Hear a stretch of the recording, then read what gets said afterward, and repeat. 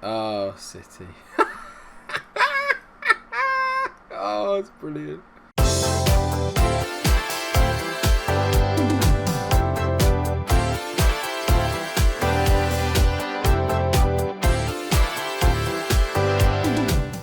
Hello everyone, welcome to my first sort of football podcast vlog thing, where I'm going to be doing this sort of like on a weekly basis, talking about current events in football and what is going on in the world. Naturally, today we are going to be talking mainly about what has happened in the Champions League over the last few evenings, because my god, there have been some big moments. Now, it's hard to think, well, where do you start? What's the biggest shock? Barcelona being beaten 8-2 by Bayern Munich, or Manchester City losing against Lyon? Controversial as it may sound, I'm going to start with the Manchester City against Lyon because I think that is the biggest surprise. Now, I laughed at City in the intro, and I probably shouldn't have done, to be fair, because look, I want English clubs to do really well in all the European competitions. I'm just one of those fans, whether it's my club or whether it's a different one. I always want the English teams to do well if I can help it. But there is something about Manchester City that I just can't get on board with. Maybe it's because I'm a Liverpool fan. Maybe it's just the fact that because of the method of how they've got to where they are, there's a credit to Man City in the way that they've done it, in the sense that they've done a lot for the infrastructure around that side of Manchester. The way that they're doing it is the proper way to do it, and they play scintillating football. It's not like when Chelsea and Mourinho came in and then it was all quite defensive and they had all the money to go with it. At least City are playing it the right way. But this method doesn't seem to be working in the Champions League. And the question I think we all really need to ask is, why? And will City ever get over that? I think the answers to both questions in my mind are quite entangled, in the sense of City have no heritage in European competition. I was going to say they have no heritage in terms of English football, but that would be a lie. That they are an up-and-coming team, they're building history, and there's nothing wrong with that. At the end of the day, if it wasn't City, it would just be somebody else. And I don't think it'll be the last time this is going to happen in English football with all the money that's involved in the Premier League. You are going to get clubs that are going to get massive financial takeovers, and the amount of money that's going to be spent is going to be astronomical. And teams that people would associate with not having much of a history in English football or European football are going to come into the equation. You could say the exact same thing about RB Leipzig, which we will get onto later. But looking back at last night's game, it was typical City, in the sense of, like, in the Premier League, they're very comfortable. They know what they're doing. They know how to get a job done in there, because the quality of the opposition isn't the same. City will give away opportunities for teams to hurt them. They always have done.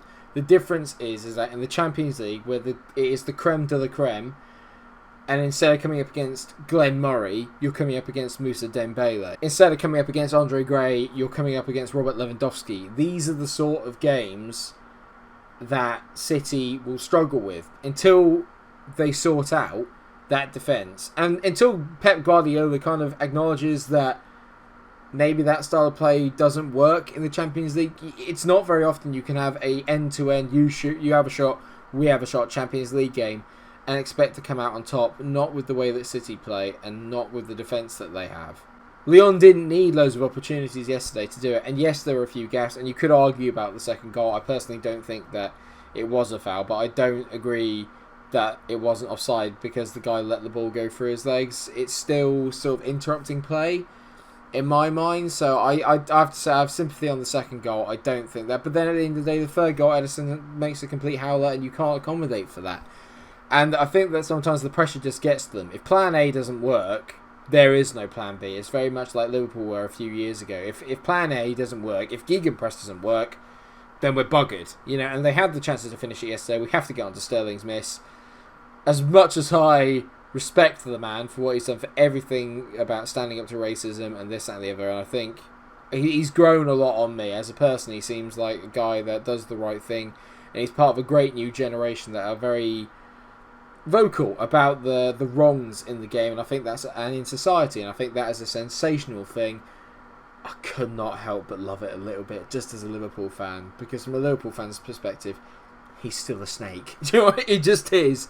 And he loved rubbing it into us earlier this season when he scored against us at the Etihad. So for me to see that and to see him miss it, incredible. I mean, I genuinely was like gobsmacked, because the guy's been absolutely sensational this season. And the guy you have to feel the most for out of all of it is Kevin De Bruyne. How can you not feel for Kevin De Bruyne? Today was crowned Players Player of the Year, and rightly so. He is the player. He is the Player of the Year. I love Jordan Henderson. Kevin De Bruyne is on a different level to anybody in our league. He's literally on a completely different level. He's unbelievable. And you kind of wonder with some of these players, how long are they going to want to stay around in City before this happens? You know, before they realise that they may never win the Champions League at City. I don't know if they ever will win it. I don't know, because I think it takes one good year. They win it once, and suddenly that's just it. But I think until they really sort out that defence and realise that you can't just have you have a shot, we have a shot in the Champions League, and they iron out those mistakes they seem to make, which they do make in the Premier League as well, then it's not going to work. Do you know what I mean? I don't think they're ever going to get close to winning one. It's difficult. It's difficult. A little word on Lyon as well. You have to give them loads of credit for what happened last night. They were amazing, defended brilliantly, some great blocking, some good goalkeeping.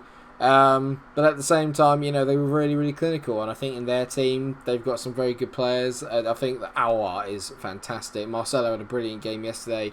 The keeper, obviously Lopez, is very good, and Moussa Dembele coming off your bench to get 2 goals is very, very impressive. Do they have what it takes to go any further? I don't think so. I think Bayern Munich are going to absolutely batter them. Bayern Munich were my tip to win it at the start of the season anyway, so I'm quietly quite smug about the whole thing, but we'll move on to them right now. So the other shock result was naturally Bayern smashing Barcelona 8-2. In my mind, it wasn't that much of a shock about the result, it was more a shock about the scoreline, to be fair. I thought Bayern Munich would absolutely wipe the floor of Barcelona, because Barcelona are just too open. They have a really, really ageing squad, don't really know much about the manager, don't particularly rate him. And Bayern Munich, more importantly, are just the absolute pinnacle of football at the moment. The way that they play it, the way they move the ball around, the press, the defence, the attack, the countering, the possession, they can do absolutely everything. Absolutely everything. They've got the best striker in the world, Robin Lewandowski. At the moment, I'd argue he's the best player in the world. In terms of form, he's the best player in the world for me. Maybe apart from Kevin De Bruyne. For clarity, everyone's going to say, ooh, what about Ronaldo and Messi? And yes, they are the best players in the world, but I'm talking about form right now. And if we're talking about form right now, tell me a player that's in better form than Robert Lewandowski. I'll wait. Good as Bayern were, there's no way a team as good as Barcelona, or a club as big as Barcelona, should be getting beaten or conceding 8 against anybody. It's, you know, their heads went, there was minimal effort, it was terrible. It was horrible to watch. You know, this is a team that I kind of grew up on, thinking this is like the best way to play football. You know, obviously with the exception of Xavi and Iniesta not there, there's still a lot of players that were there during that period of time. And they've got some good young players coming through. They've got Tadibo, they've got Moriba, they've obviously got Ansu Fati, they've got Frankie de Jong. Yeah, they've got a lot of great players. They've obviously still got Messi as well. Ter Stegen's a great goalkeeper, but it was horrendous. Just watching it was absolutely atrocious, you know, and you can't help but feel for Messi and sit there and think, is he ever going to win another one? Probably not. Barcelona definitely aren't going to win the Champions League any time again in a period of time. And I can't see Messi moving. I know there's chat about him moving. And, pardon me, I can't see it. I can't see Messi in any other shirt other than a Barcelona shirt. Never have been able to, and I think he's too attached to the club. He is that club, with the greatest respect. Like, no player is bigger than the club. Messi probably is. All the fundamental work that Barcelona have been built on, and all the recent success they've had over the last decade and a half, or 2 decades, has been built around Lionel Messi. And when he goes, there's going to be a massive gap to fill in that team and in that club, and I can never see him moving. There's talk about Ronaldo potentially joining them. I think that's farcical. I don't think Messi would allow it. Without sounding it, I don't think Messi would allow it. As much as everyone would love to see Ronaldo and Messi going together, you cannot have 2 egos that big in that club. You just can't do it. Barcelona is Messi's club. That club is Messi's. If Ronaldo comes in, it'll upset the balance of everything. And I don't think the board there will not want to lose Messi. They will not want to lose him. There is no way on earth they would do anything to compromise that. So that I can never see the Ronaldo move happening, ever. They need a complete rebuild, and it's going to be really interesting to see how that progresses over the next season and the next few seasons, because this is not a quick job. They need to get in some young blood that's really going to help carry that team. They need to sort out the defence, and they need to sort of up the game a little bit. In La Liga, it's fine. Do you know what I mean? There's a certain standard. And Barcelona, Real Madrid, and probably Atletico Madrid set that standard. And then there's a little bunch of teams underneath them, like Valencia, Villarreal, Betis, etc., etc. They're quite good. And then everyone else is much of a muchness. I could be wrong, but that's sort of like how I see it. And they're not challenged enough. And when it comes to the Champions League, they just, similar to City, they just seem to crumble. But they do have a heritage in the competition, which makes it even more surprising. In terms of Bayern Munich, where do you start? They're just perfect. Everything about it's perfect. I still, as a Liverpool fan, really like Philippe Coutinho, and I think it was brilliant to see him get a couple of goals against Barcelona because he's been treated like absolute trash there. It's horrendous. Bayern Munich's great for him. I'd have him back in a heartbeat. It was great to see him come on, score a couple of goals against them. Lewandowski's the best player in the world, like I've stated. They are, in my mind, nearly perfect from top to bottom. And in Alphonso Davies, they've got one of the most exciting young players in the world. I can't wait to see how this kid develops. It's going to be scary because that Bayern Munich team has got a good mix of age and youth, and they're just hitting the right point at the moment. They're just hitting that right level, and I can't see them stopping for a while. So I think they'll definitely be lifting the trophy in a few weeks' time. Of that, I'm 100% sure. So good luck to anyone that comes up against them, which unfortunately is Lyon. So good luck, lads. We can talk about the other semi-final that's obviously coming up, which is Leipzig against PSG. PSG, amazing turnarounds, incredible.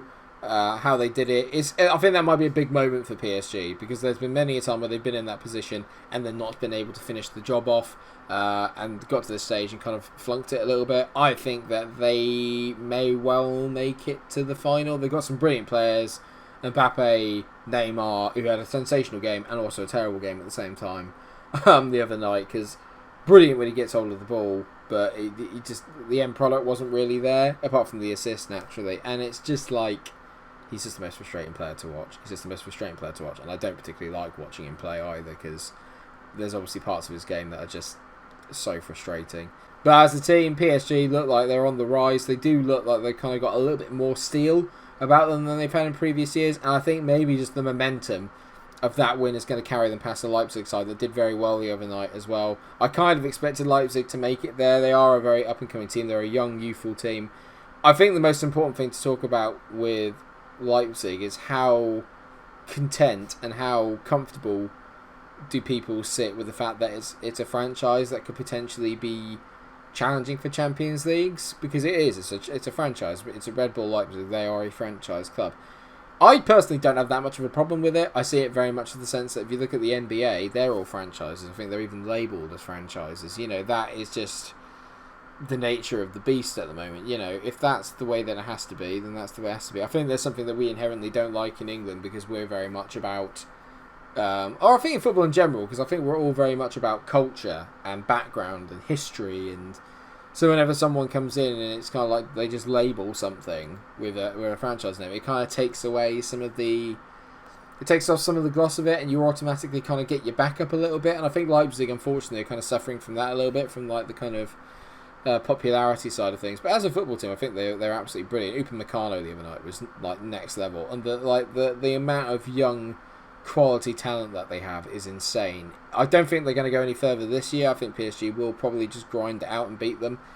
But having said that, I do think that if they can keep some of their players together and invest wisely with the Werner money that they'll have got, I think that Leipzig could be here to stay for quite a while, and they may well get up towards that Dortmund and Bayern Munich level in terms of consistency in the Bundesliga as well as in the Champions League. It's going to be very, very exciting. So I predict that in the final it will be PSG and it will be Bayern Munich, and Bayern Munich will win that pretty comfortably as far as I'm aware. I can't see any chinks in the armour. I don't see how anyone can touch them right now. Even if you score goals, it doesn't matter. There's so much attacking flair. They play such great football. And I said at the start they'd win it, and I'm not going to change my mind now. I've seen nothing to change my mind on whether they would or not. I think that they're going to be absolutely comfortable all the way through, and it'll be richly deserved if and when they do win the Champions League. If they don't, I'm going to look very, very foolish in this video. Thanks so much for watching. I hope that you have enjoyed it. There will be more videos and vlogs like this. Obviously, as the Premier League gathers pace, I'm going to start doing some prediction videos. We'll start talking about some clubs and what they've done during the, I was going to say the summer transfer window, but however it works. It's all very up in the air at the moment. It's been the weirdest season ever last year, and it's going to start off pretty weird this season as well. But hopefully, we'll all be able to sit down, have good chats about it, and it will still be as entertaining as ever. Thanks so much for watching the video. I hope you have enjoyed it. Of course, if you have, then please do like, share, and subscribe for more of these kind of vlogs and Football Manager videos daily. And until I see you for a next episode, take care of yourselves, everyone, and stay cool. Bye-bye.